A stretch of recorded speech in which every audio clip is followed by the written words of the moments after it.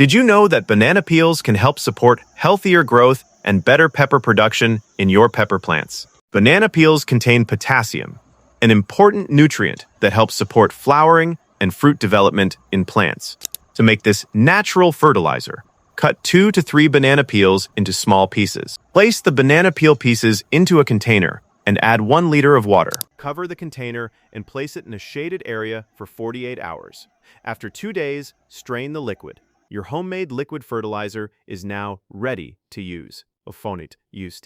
Apply this fertilizer around the base of your pepper plants, avoiding direct contact with the leaves. Use it once every 7 to 10 days during the growing season. Remember, fertilizer alone is not enough. Pepper plants need 6 to 8 hours of sunlight each day, consistent watering, and well-drained soil to thrive. This simple and low-cost banana peel fertilizer can be a useful natural addition to your gardening routine.